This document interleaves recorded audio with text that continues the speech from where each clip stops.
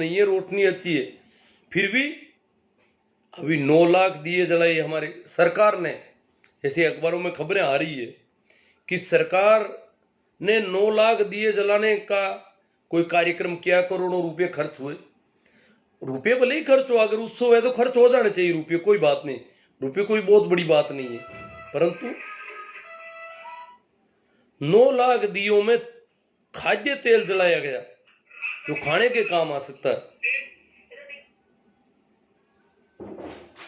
ये बात थोड़ी उस देश के लिए जहां अभी दुनिया की सबसे ज्यादा कुपोषित आबादी रहती है, दुनिया में सबसे ज्यादा कुपोषित किसी देश में है तो इस देश में है। यहाँ का हंगर इंडेक्स अभी देखा होगा आपने, 100 से नीचे पायदान पे जा रहा है। ऐसी भूखमरी जिस देश में हो, सबसे ज्यादा भूखमरी, सबसे ज्यादा किसान आत्महत्याएं, ऐसी कंडीशन वाले देश में अगर इस प्रकार तेल को जलाया जाता है, खाद्य तेल को, कितना तेल जला, करोड़ों रुपए का तेल जला। अगर 9 लाख दिए जलाए, भाई गांव गांव में दिए जल रहे हैं अलग बात है, वो उनका परंपरा है, कोई कर लेते हैं थोड़ा बहुत, परंतु सरकार प्रेरित अगर इतना नुकसान किया गया है खाद्य तेल का, रोशनी के और बहुत सारे तरीके हो सकते थे। 9 लाख की जगह 18 लाख किए जा सकते थे दिए, परंतु इससे इतना खाद्य तेल जलना, ये थोड़ा ठीक नहीं है। ये तो कह रहे हैं, कुछ लोग कह रहे हैं कि इनसे वातावरण शुद्ध होता है। जब कार्बन निकलती है तो वातावरण शुद्ध होने का कहीं कोई प्रश्न नहीं है। अगर 100 नुकसान में से एक छोटा सा फायदा हो तो इसको शुद्ध नहीं कहा जा सकता। कार्बन से जो धुएं से जो नुकसान हो रहा है, वो अगर 99 और एक छोटा सा कोई फायदा हो पड़ोस में, जैसे आग लग जाए और कोई अपना सर्दी में अपने हाथ ताप ले, ये कोई फायदा हुआ क्या? या कोई बाल्टी पर पानी गर्म कर ले, ये कोई फायदा हुआ क्या? सब आग में क्या जल रहा है, सब कुछ स्वाह हो रहा है। तो इस प्रकार ये फायदा ढूंढ रहे हैं वहां पर कि तेल के जो दीपक जलाए। हमने बहुत कर लिया ऐसा कुछ, हजारों सालों से यज्ञ और हवन करते आए हैं हम, गेहूं जलाते आए हैं, चावल जलाते आए हैं, खोपरे जलाते आए हैं, इतनी खाद्य सामग्री, टनों खाद्य सामग्री जलाते आए हैं। क्या हो गया? क्या यहां दुर्घटनाएं कम हुई? क्या कोई और तरह का कुछ चमत्कार हुआ?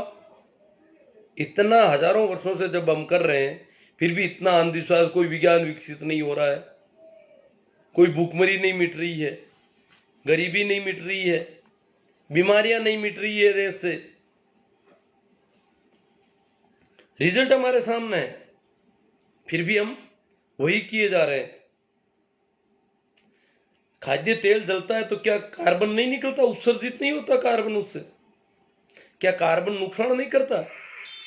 कितनी ऑक्सीजन को नुकसान होता है जब खाद्य तेल ऑक्सीजन को कार्बन डाइऑक्साइड में बदल रहा है, जलता हुआ उसका धुआं। खाद्य तेल जलाना कोई धर्म नहीं हो सकता। खाद्य वस्तुएं, खाद्य पदार्थ, अगर जिस देश में भूखमरी हो वहां कैसे धर्म हो सकता है? ये अपराध है, और ये अपराध हम सदियों से करते आए हैं। अब थोड़ी समझ बढ़ी है तो ये कम होना चाहिए। कम से कम सरकार के स्तर पर तो ध्यान रखा जाए, बाकी जो हो रहा है। बाकी वाला तो रुकने वाला नहीं है। जब सोमनाथ का राजा चाहता था कि मैं सेना के जरिए मोहम्मद गजनवी को रोकूं, फिर भी वो उस राजा को फेंक दिया, वार कर दिया। बोले हम हवन करेंगे, घी तेल जलाएंगे, गाय का घी जलाएंगे, इससे वातावरण शुद्ध होता है। अरे तो गाय का बछड़ा बेचारा खाने के लिए तरस रहा है, उसको तूने दूध नहीं पीने दिया, जो उसके लिए दूध आ रहा था, घी निकाला, उसको भी तूने खाया नहीं, जलाया। ये कितना बड़ा अपराध होगा? जब गाय का बछड़ा, किसी भी जानवर का बछड़ा बछड़ी, दूध, स्तनपायी जानवरों के स्तनों में दूध उस बछड़े के लिए कुछ समय तक की व्यवस्था है, जब तक वो दूसरा भोजन नहीं कर सके। और उसको जो निकालते हैं, सिर्फ आदमी चुराता दूध, मांसाहारी जानवर बहुत है, परंतु दुग्धाहारी आदमी एकला जानवर है जो ज्यादा उम्र में भी दूध पी लेता है, दूध खा लेता है, दूध से बनी हुई चीजें खाता है, तो वो जानवर पर क्या बीतती होगी। वो छोटा बछड़े का दूध अपने चुराया है। कुछ लोग कहते हैं वो बछड़ा खाएगा तो मर जाएगा, इतना दूध ज्यादा होता है। ज्यादा नहीं, बछड़े को कभी नहीं खिलाया जाता, और कभी 4-6 महीने में एक आध बार खाता है तो तकलीफ होती है। रोज खिलाता जाओ, बछड़ा अपने आप उस ढंग से बढ़ेगा। माँ का दूध बच्चे के लिए होता है, किसी भी माँ के लिए, परंतु उसकी चोरी करी कोई बात नहीं, कर ली, आपको काम में लेना है, उसको दवाई में काम लेना है, खाना है, खा लो तब तक ठीक है, परंतु उसका घी निकाल के जलाते हो। हवन कर रहे हैं गाय के घी का, गाय हमारी माता है, माता है तो तुम गाय का घी खा लेते, उसका दूध पी लेते, उसका घी निकाल के जलाते हो, ये कैसी माता हुई। वो तो दूध अपने उस बछड़े का, बछड़ा जब नीचे आता है तो वो दूध देने को तैयार होती है, और तुम बछड़े को दूर करके दूध निकाल लेते हो। कोई बात नहीं, तुम अपने बछड़ों को पिला दो, परंतु उसका घी निकाल के जलाते हो हवन के नाम पर, धर्म के नाम पर। ये क्या है। मुझे अभी बताया आज ही किसी ने, फोन पे बात हो रही थी, बोले हमें मेरी माँ ने कहा कि 2 दिए लगाने। मैंने कहा जाने दो, आज खूब रोशनी है चारों तरफ, लोगों ने खूब दिए लगा दिए, कि 2 तो अपन भी लगा देंगे। नहीं, 2 ही नहीं लगाएंगे। तो 2 दिए का उन्होंने कहा कि मैंने तेल बचाया, और उस तेल को एक कुतिया पड़ोस में, जिसको बच्चे होने वाले थे, उसको भूख ज्यादा लगती है, उसको तेल चूर के, रोटी जो थी उसको तेल डाल दिया, वो 2 दीपकों का, और वो रोटी उसमें तेल लगा करके अच्छा चूरमा बना के उसको खिला दिया। बड़ा अच्छा लगा। दिए तो खूब थे, पूरे गांव में थे। ये दियों के अलावा और ट्यूबलाइटें और लगी हुई थी, रोशनी की कोई कमी नहीं थी। अगर रोशनी का त्योहार है, प्रकाश पर्व है, तो प्रकाश था। वो 2 दियों का तेल वो कह रहे हैं कि मैंने उस कुतिया को खिला दिया, और यहां कह रहे हैं गाय का घी निकालो और फिर जलाओ उसको। कोई खा क्या ले, चींटी चींटा भी क्या खा ले उसको। ये धर्म है। वो हमारी माता है, वो तो उस बछड़े की माता थी बेचारे की। कोई बात नहीं, तुमने माता बना ली, तुम खा लेते, परंतु तुमने उसको जलाया है। इससे बड़ा अपराध क्या हो सकता है। ये कैसा धर्म है। कुछ अच्छी बातें हो तो ग्रहण करें, खराब बातें हो तो हाथों हाथ उनको अलग किया जाए, तब धर्म। समझदार आदमी, प्रज्ञा जब जिसमें होती है वो, क्योंकि सभी संतों ने आज तक दुनिया में जो भी हुए, उन्होंने अंधविश्वास और पाखंड पर करारा प्रहार किया। उनकी समझ बढ़ी, उनको बोध हुआ, तो उन्होंने कहा ये गड़बड़ियां हैं, ऐसा तो नहीं होना चाहिए। पूरी दुनिया में हम एकमात्र कौम है जो यज्ञ और हवन करती है, और सबसे ज्यादा गरीबी, बीमारी, भूखमरी। अगर बीमारों के आंकड़े देखें तो इतने बीमार कहीं मिलेंगे नहीं जमीन पर। इतनी दुर्घटनाएं जमीन पर कहीं नहीं होती। गाड़ियां आपसे ज्यादा है लोगों के पास, पर दुर्घटनाएं यहां ज्यादा होती है।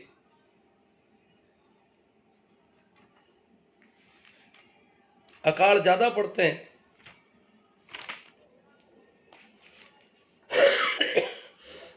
अब गोबर भक्त जब तिल मिलाते हैं, गाड़ियां निकालते हैं, बोलते हैं वातावरण शुद्ध हो रहा है। अब धुएं से कोई वातावरण शुद्ध हुआ कभी किसी का। कुछ तो रसायन विज्ञान का भी पता होना चाहिए हमको। कुछ हमें जीव जगत के लिए क्या चाहिए, वो धुआं चाहिए। हाँ, वनस्पतियां जरूर कार्बन को काम में लेती है, कार्बन डाइऑक्साइड को भोजन में, जो भी। इसीलिए तो हम कह रहे हैं किसानों को कार्बन क्रेडिट मिलनी चाहिए। किसान इतनी कार्बन को काम लेते हैं, जब खेती करता है तो केवल फसल भी पैदा नहीं करता है, वातावरण को शुद्ध भी करता है।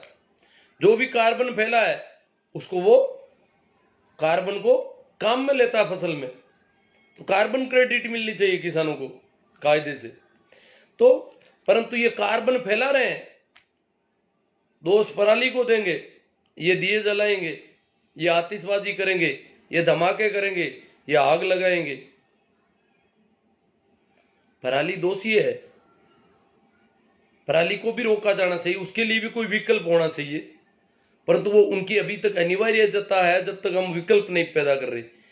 आतिशबाजी के विकल्प हैं, इलेक्ट्रॉनिक आतिशबाजी कर लो, आप खुशी मनाओ, नाचो गाओ, बहुत सारे विकल्प मिल जाएंगे। पराली वालों को अभी वो विकल्प सरकार उपलब्ध नहीं करवा रही है, तो कोशिश करनी चाहिए, वैज्ञानिकों को इस काम में लगाना चाहिए कि पराली को कैसे निस्तारण किया जाए उसका, ताकि जलाए नहीं। और ये जो राष्ट्रीय राजधानी का वातावरण दूषित हो रहा है, ये चिंता का विषय है देश के लिए, परंतु अकेले किसानों को दोषी ठहरा दो। कुछ लोग कह रहे रोजगार मिल रहा है, जो दिए बनाए, मिट्टी के दिए बनाए, उनको रोजगार मिल गया।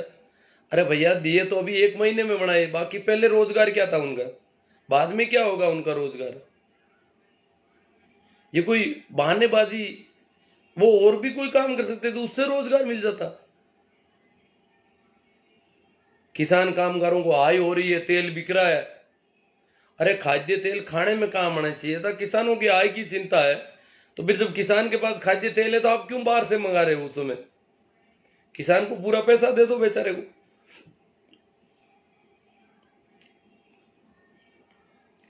ऐसी बेवकूफी हम सोमनाथ में कर चुके, सोमनाथ लूटा गया इसी बेवकूफी से, यज्ञ हवन करके हम दुश्मन को अंधा कर रहे थे उस समय, और क्या हालात हुए। आगे अपन बात करेंगे लक्ष्मी पूजा की। लक्ष्मी पूजा क्या है? सीधी सीधी बात है, बिना कमाए, बिना कमाई किए हुए, बिना कोई काम किए हुए, बिना कोई उद्यम किए हुए, परिश्रम किए हुए धन की आकांक्षा करना, धर्म के नाम पर, यह धार्मिक आदमी का लक्षण है। कह रहे हम धर्म कर रहे हैं, तिलक लगाया, मोड़ी लगाया, सज धज के बैठे हैं, लक्ष्मी चाहिए हमको। मैंने तो कल कह दिया था कि भैया हमें लक्ष्मी नहीं चाहिए, और लक्ष्मी से निवेदन है कि उनके वहां चली जाए जो बेचारे आंखें फाड़े बैठे हैं। हमें ऐसी बिना कमाई कोई लक्ष्मी वक्ष्मी कुछ नहीं चाहिए, चली जाए वहां पे आराम से। मैंने तो सबके भले के लिए किया, कम से कम वो मेरे यहाँ आती तो किसी एक आदमी को नुकसान हो जाता, ताकि वो सीधी उनके वहां चली जाए। लक्ष्मी के नाम से लक्ष्मी पूजा, इसको धार्मिक रंग दिया गया। देखो ये धर्म है, बड़ा ये धार्मिक तरीके से बैठते हैं, कर्मकांड करते हैं। यहां भारत अकेला देश है जहां लक्ष्मी पूजा होती है, धन की पूजा होती है, रुपये पैसों की पूजा होती है। मैं तो कई बार देखता हूं, कागज का नोट देते हैं, लोग उसको सलाम करते हैं।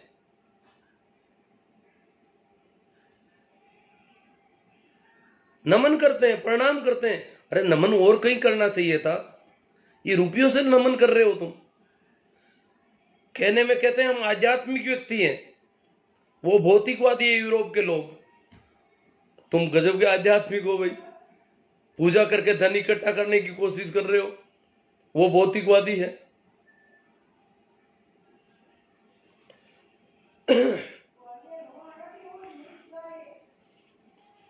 लक्ष्मी पूजा करना मेरी दृष्टि में भ्रष्ट आचरण है, भ्रष्टाचार है। बिना कमाए हुए धन की आकांक्षा करना क्या है? लक्ष्मी आएगी, और एक अकेले कोई नहीं करते, सभी संप्रदायों के लोग कर रहे हैं यही काम। जैनी तक कर रहे हैं, घर के दरवाजे खुले रखते हैं कि लक्ष्मी आई। हालांकि समझ जाते हैं, एक कहानी है, घर के दरवाजे जो पूरी रात खुले रखते हैं। मेरे एक मित्र हैं, उनके दादाजी वो बहुत बता रहे थे कि वो कह रहे थे हमारे घर में तो गरीबी थी, कोई ज्यादा धन माल था नहीं, वही गुजारा बड़ा मुश्किल से होता था, कर्ज भी था छोटा मोटा, खेती बाड़ी में जो दान होता था वो पूरे साल बड़ा मुश्किल से काम चलता था। ऐसा ही हमारा घर था, ऐसा ही एक छोटा सा दरवाजा था, पूरा दरवाजा भी नहीं था, परंतु वो कुत्तों के लिए छोटा दरवाजा कर रखा था ताकि कुत्ते नहीं घुसे। लक्ष्मी आए तो उसको फांद के भी जा सकती है। तो वो कह रहे हैं कि हमारे दादा ने कहा कि भाई हमने दरवाजे खूब खुले रखे, इतनी उम्र बीती है। आदमी को उम्र बीतती है तो कुछ अनुभव भी आना चाहिए, याद आता ही नहीं। अनुभव नाम की कोई चीज नहीं है। वो बुजुर्ग थे, कई बार दरवाजे खुले रखे होंगे, परंतु कभी कोई नहीं आई, आंखें भी फाड़ी। दूसरे दिन देखा कहीं लक्ष्मी आ गई हो कोने कचोरे में, कहीं अलमारी में, अलमारी तो कहाँ थी, कोई छोटी मोटी थैली वेली में कहीं धन डाल के चली गई हो, सोने की मोहरें छमछम करती हुई लक्ष्मी आई हो घर में, परंतु कोई नहीं आया, कुछ नहीं। वो का वो गरीबी, वो की वो स्थिति। तो उन्होंने कहा कि भाई आपने आटा खुला रखने की जरूरत कौन है, दरवाजे खुले रखने की कोई जरूरत नहीं है। ये लक्ष्मी अपने यहां आने वाली नहीं है। और दरवाजे खुले रखोगे, ये जो लापसी बनाई हुई है शाम को दिवाली की, ये कुत्ते खा जाएंगे, ये और गंवा देंगे अपन। क्यों भैया हमने दरवाजा आटा पति खोला रह गया, लीज में बीज में आवेली कोनी, अरे अल्लाह भी गुत्ता खाजी, उल्टा नुकसान हो जाएगा। मतलब ये अनुभव एक, देखो बूढ़े बुजुर्ग, अब मैं तो पढ़े लिखों को देखता हूं तो तरस आता है, दया आती है। मेरे एक मित्र है, वो कहते थे कि हमारे दादाजी लोगों से झगड़ पड़ते थे ऐसी बेवकूफी भरी अंधविश्वास की बातों पर। वो कहते थे कौन सा भगवान, कौन सा चमत्कार, ये चमत्कार मैं बताता हूं आपको। वो कहते मैं चमत्कार बताऊं, इधर आओ, क्या चमत्कार बता। उनके गांव में वो बड़ा थोड़ा कस्बा था, नल आ गया था आज से 50 साल पहले भी। तो वो नल आया तो वो कह रहे देखो मैं नल खोलता हूं तो पानी आता है, इससे ज्यादा चमत्कार क्या होगा। उस समय बिजली तो नहीं थी, पर नल आ गया था वहां बिजली। तो वो कह रहे हैं कि नल खोलता हूं तो पानी आ जाता है, ये चमत्कार कम है क्या। आज तो अगर मोबाइल, चमत्कार हजार तरह के चमत्कार हैं, उनको कोई हाथ ही नहीं जोड़ता बेचारों को, चमत्कारों को। आप और मैं कितने दूर बैठे हुए एक दूसरे से बात कर रहे हैं, कोई छोटा चमत्कार है। परंतु कभी इसने तो मोबाइल से हाथ जोड़ते हैं, ने मोबाइल के टावर से हाथ जोड़ रहे हैं। कायदे से तो मोबाइल का जो टावर है या जो कंपनी है उसके चारों ओर परिक्रमाएं करनी चाहिए। अगर इतना ऐसा चमत्कार हो रहा है, या जिन्होंने आविष्कार किया, और या छोटी छोटी दिए जलाओगे वातावरण शुद्ध हो जाएगा, इतनी बेहूदी भरी बातें, चमत्कार बता रहे हैं उनको सबको। अभी चिड़ेंगे, गोबर भगताएंगे, यहाँ पे गालियां निकालनी शुरू कर दी होगी शायद उन्होंने। अब अपन बात करते हैं होली और दीपावली पर जो राम राम हो रहे हैं उस पे।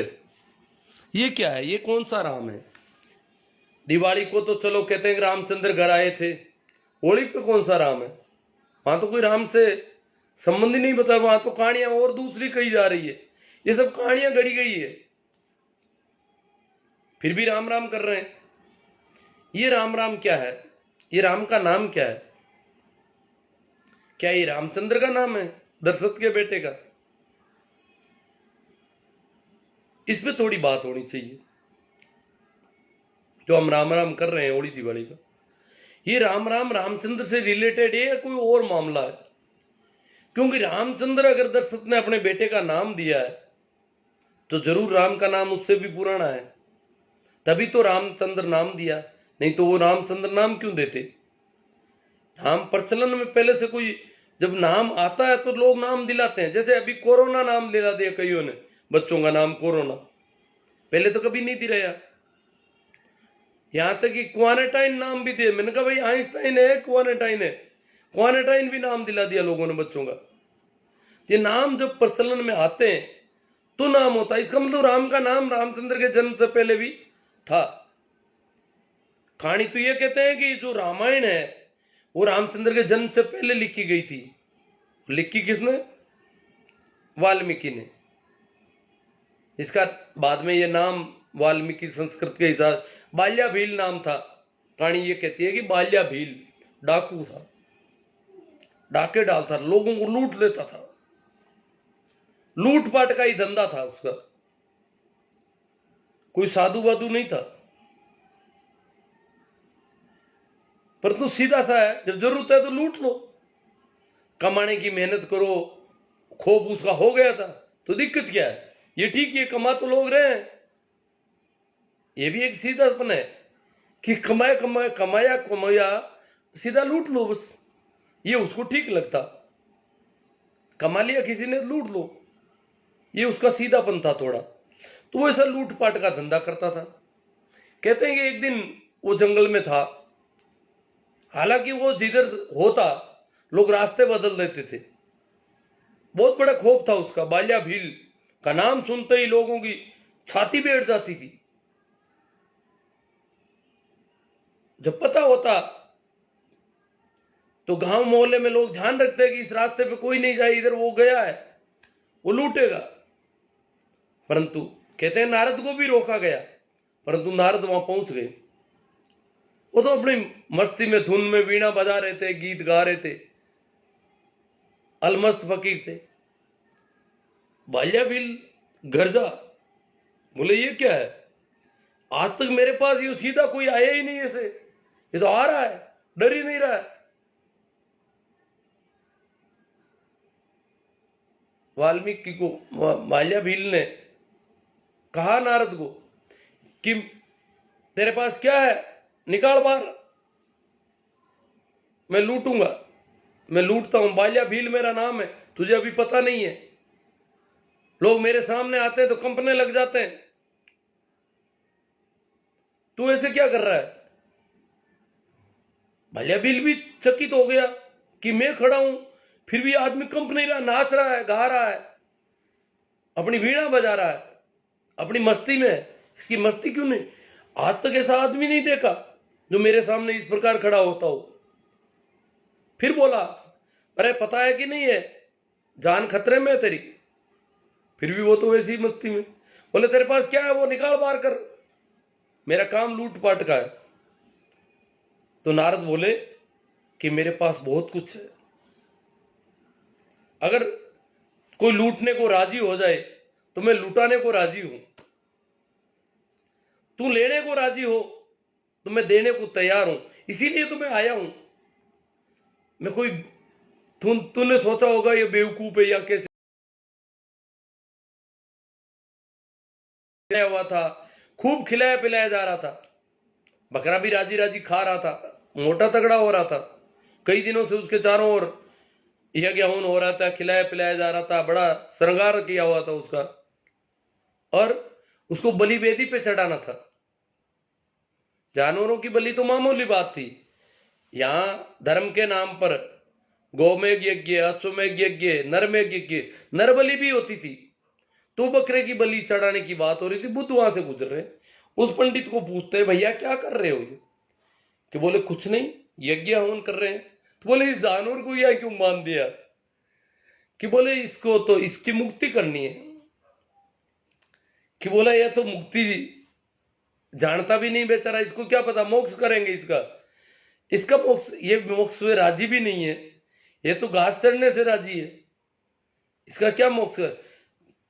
अगर तो मुक्ति कर रहा है, भला कर रहा है, मोक्ष कर रहा है, तो तेरे बाप का कर, इसका क्यों कर रहा है। बुद्ध तो सीधे सपाट थे। और इस प्रकार बुद्ध ने, ये जो हिंसा हो रही थी, महावीर और बुद्ध दोनों ही अहिंसा के परम उपासक थे, करुणावान व्यक्ति थे। उन्होंने ये जो धर्म के नाम पे कर्मकांड, यज्ञ, हवन, बलि, ये जो हो रहा था, उस पर करारा प्रहार किया।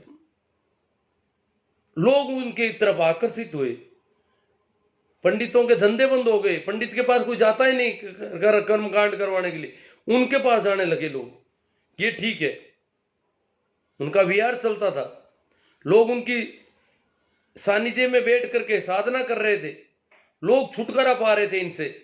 तो पंडितों को भी अपने धर्म में बहुत बदलाव करना पड़ा। पूरे उत्तर भारत में जहां जहां महावीर और बुद्ध, जैन धर्म का इनका प्रसार था, पंडितों ने बलि करनी बंद कर दी, जानवरों को मारना बंद कर दिए। हिंसा, धर्म के नाम पर जो हिंसा, धार्मिक कार्य था, लोग तो इसे बहुत बड़ा धर्म मानते थे, और काटे जा रहे थे जानवर, तो वो बंद हुई महावीर और बुद्ध की वजह से। परंतु बुद्ध का धर्म यहां से उखाड़ दिया गया, महावीर का धर्म सिमट कर रह गया कुछ एक लोगों तो, क्योंकि बहुत ज्यादा अहिंसा की अति थी। खेती कर नहीं सकता अगर कोई जैन धर्मी आदमी है तो, खेती में तो हजारों जीव मरेंगे। और भी बहुत सारे काम नहीं करते, वो व्यापार ही करते और कुछ नहीं।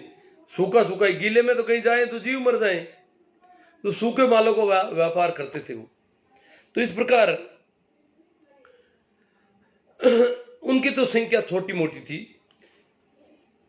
बाद में जो हकीकी जनता जो इनके कर्मकांड, अंधविश्वास और पाखंड में पकड़ी हुई जिली हुई थी, उनके लिए कबीर आते हैं।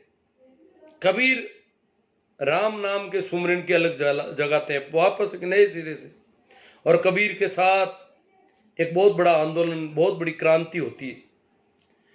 सभी संत क्रांतिकारी होते हैं, चाहे जीसस है क्रांतिकारी होते हैं, तभी तो लोग मारने के लिए दौड़ते हैं इनके खिलाफ। ये नहीं कि अंग्रेज क्रांतिकारियों को मारते हैं, क्रांतिकारियों को आम लोग भी मारते हैं। अंग्रेज क्रांतिकारियों को जेल में डालते थे, परंतु जीसस को किसने पकड़ा? मंसूर को किसने पकड़ा? इनको भी पकड़ा गया, मारा गया, सुकरात को जेर दिया गया पकड़ करके। ये क्या है? ये जब क्रांति, जब आंदोलन होता है, विद्रोह होता है, तो सारी जनता नाराज हो जाती है विद्रोह से। तो यही हुआ, कबीर से भी लोग नाराज हुए, परंतु वो राम नाम का ऐसा एक चला भक्ति आंदोलन। सूफी और भक्ति आंदोलन दो आंदोलन थे। सूफी आंदोलन मुसलमानों में जो अंधविश्वास थे उसके खिलाफ नाचते हुए सूफी फकीर होते थे। निजामुद्दीन औलिया, मोइनुद्दीन चिश्ती, ऐसे फकीर थे। तो ये एक बहुत बड़ा आंदोलन सूफी आंदोलन था। दूसरा भक्ति आंदोलन था। इसको अब आजकल क्या है कि वो वाम से पौड़े चिढ़ते हैं कि ये तो मुक्ति आंदोलन था, इसको भक्ति नाम दे दिया। भक्ति क्रांति का नाम है। भक्ति कोई यूं नहीं है कि ये भक्ति आंदोलन के संतों ने इस सारा जो कर्मकांड थे, दिए बत्ती थे, अगरबत्ती थे, उनकी पूरा विरोध किया, सख्त विरोध किया। इस अंधविश्वास के परखचे उड़ा दिए। परंतु कबीर भक्त है, रैदास भक्त हैं, मीरा भक्त हैं। रैदास की चेली है कबीर, और रैदास गुरु भाई है। मीरा भक्त शिरोमणि कहलाती है। परंतु मीरा पाखंड और अंधविश्वास के खिलाफ है। मीरा की वाणी को अगर ध्यान से देखेंगे तो बहुत सारी ऐसी बातें मिलेगी अपन को।